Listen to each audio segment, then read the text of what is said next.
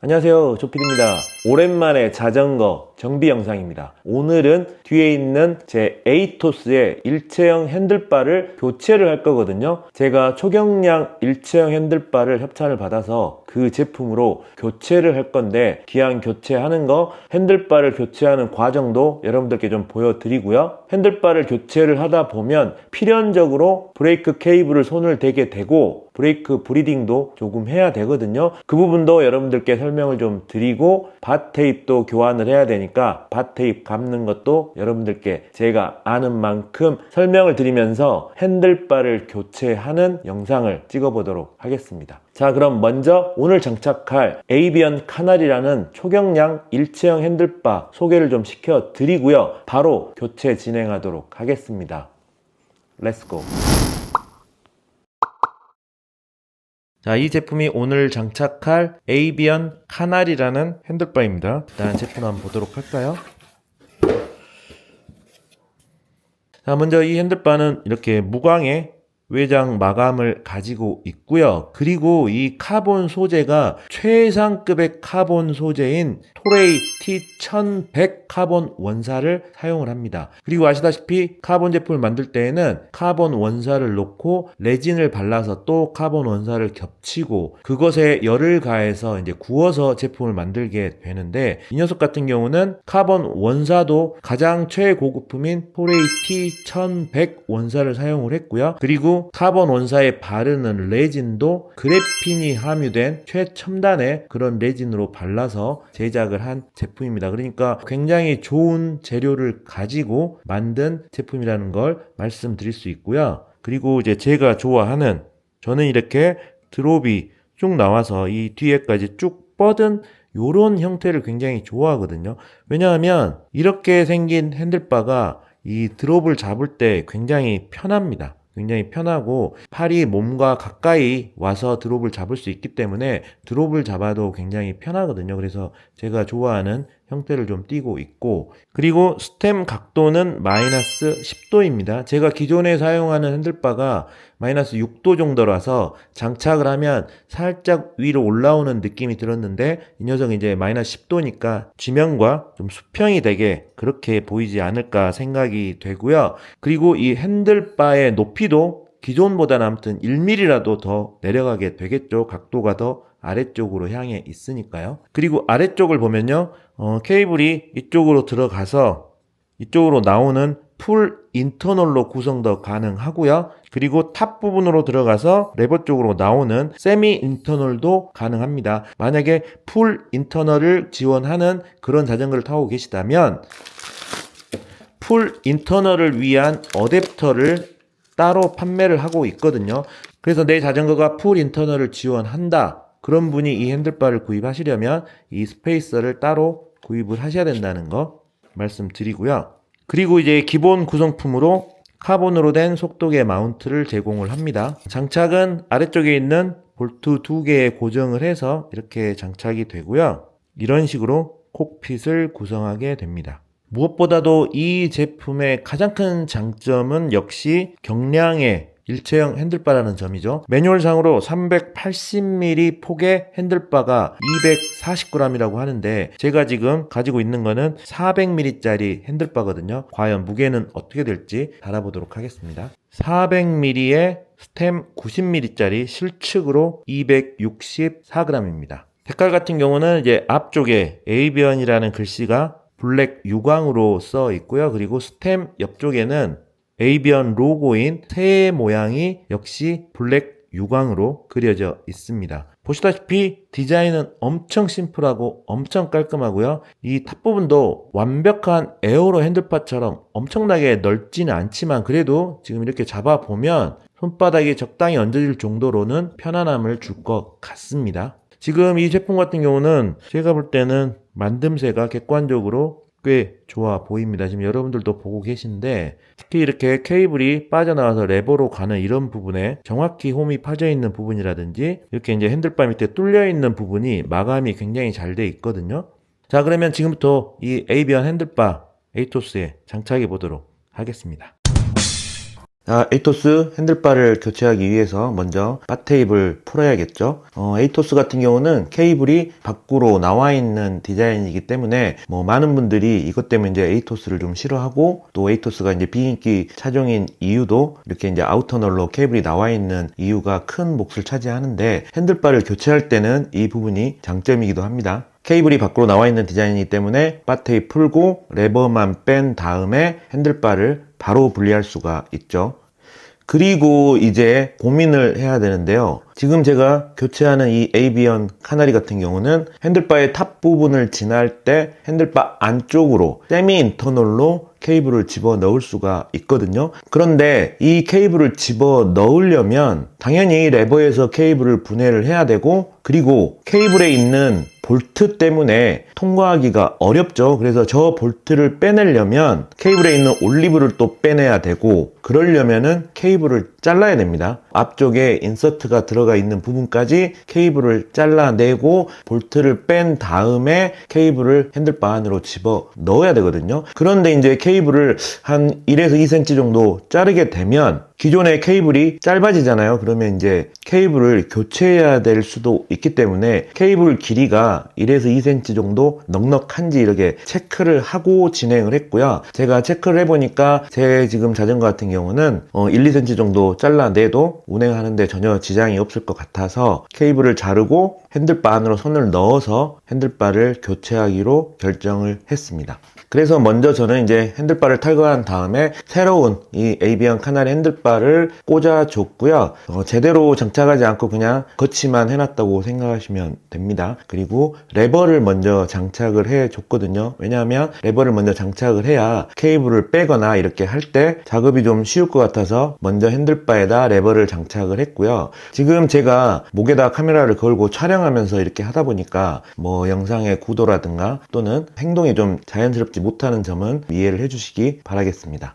레버에서 브레이크 케이블을 분해를 하려면 8mm 그리고 10mm 렌치가 필요하고요. 10mm로 레버 쪽에 있는 케이블을 붙잡고 8mm로 볼트를 돌려서 분해를 하면 됩니다. 이게 지금 간단히만 설명을 드리면, 이 브레이크 케이블 같은 경우는 케이블 안쪽으로 인서트라고 하는 아주 조그만 부속이 하나 들어가고요. 그 바깥쪽으로 올리브라는 알루미늄으로 된 부속이 하나 들어가거든요. 지금 스램 같은 경우는 인서트는 은색이고 올리브는 이제 빨간색 부품이 되겠습니다. 겉에 장착된 올리브가 레버에 장착하면서 볼트를 조이면 안쪽의 형상에 맞게 변형이 일어나거든요. 이렇게 형태가 변형이 일어나고 찌그러지면서 레버 안쪽에 틈새를 모두 없애서 아주 단단하게 밀착을 하는 그런 구조거든요. 그렇기 때문에 이 올리브는 한번 빼면 형태가 찌그러져 있기 때문에 재사용이 불가합니다. 그리고 손으로도 빠지지도 않고요. 케이블을 잘라서 제거하는 방법이 거의 유일하다고 할 수 있습니다. 그렇기 때문에 만약에 이렇게 저처럼 케이블 작업을 새로 하시려는 분들은 꼭 인서트와 올리브를 따로 준비를 하셔서 교체할 생각을 하셔야 되고요. 저는 일단 케이블을 최대한 조금만 자르기 위해서 인서트가 들어가 있는 끝부분까지 정확히 재서 케이블을 커팅을 했고요. 커팅한 케이블을 핸들바 안쪽으로 집어넣어서 빼낸 다음에 다시 인서트를 별렌치로 돌려서 장착을 하고, 그리고 올리브를 시계 반대 방향으로 돌려서 장착을 한 다음에 레버에 이제 끼우고 볼트를 잠가주면 됩니다.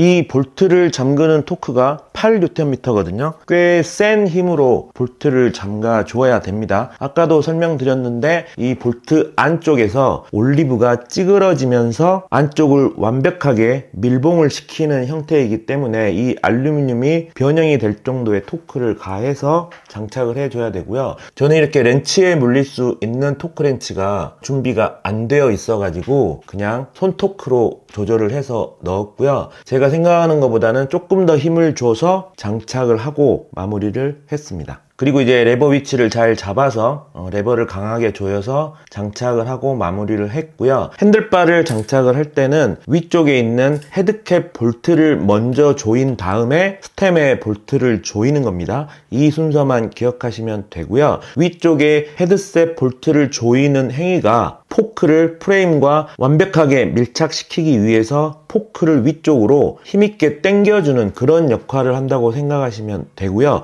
그렇기 때문에 위쪽 헤드셋 볼트를 먼저 잠궈서 포크를 프레임과 완전히 밀착시킨 다음에 스템 볼트를 잠궈서 핸들바를 고정을 하게 됩니다. 자, 여기까지 이제 장착이 되었다면 핸들바와 레버는 완벽하게 장착이 된 상태고요. 여기에 이제 밭테입만 감으면 오늘 작업은 끝나게 되겠습니다. 제가 오늘 사용할 밭테입은 리자드 스킨이라는 밭테입이거든요. 이 밭테입 같은 경우는 이제 가격은 5만원이 조금 안 되는 가격인데 여기에 두께가 한 4종류가 있더라고요. 저 같은 경우는 편하게 자전거를 탈 때는 확실히 좀 두툼하고 쿠션이 좀 있는 밭테입이 좋은 것 같아서 그래서 이번에는 이 리자드 스킬에서 나온 두께 3.2mm짜리 밭테입을 사용하기로 생각을 했습니다. 근데 뭐 실물을 보니까 솔직히 3.2mm까지는 아닌 것 같고요. 거의 3mm 가까이 되는 뭐 그런 정도의 두께를 가지고 있거든요. 그리고 제가 장착하면서 느낀 점은 이 리자드 스킨 같은 경우는 생각보다 탄성이 많이 없더라고요. 일단 탄성이 많이 없는 밭테입은 감는 게 상당히 어렵습니다. 잘 늘어나면 늘어날수록 당연히 밭테입을 감는 게 더 쉽고요. 그리고 이제 탄성이 없는 밭테입 같은 경우는 감을 때는 조금 더 힘이 들지만 내구성은 탄성이 좀 없는 밭테입들이 더 좋은 것 같아요. 밭테입 감을 때는 다른 거는 많이 신경 쓸 필요가 없고 이 간격이 가장 중요하죠. 간격이 가장 중요하기 때문에 밭테입을 감는 거는 어떤 실력의 영역보다는 성격의 영역인 것 같아요. 성격이 꼼꼼하신 분들이 밭테입은 훨씬 잘 감습니다.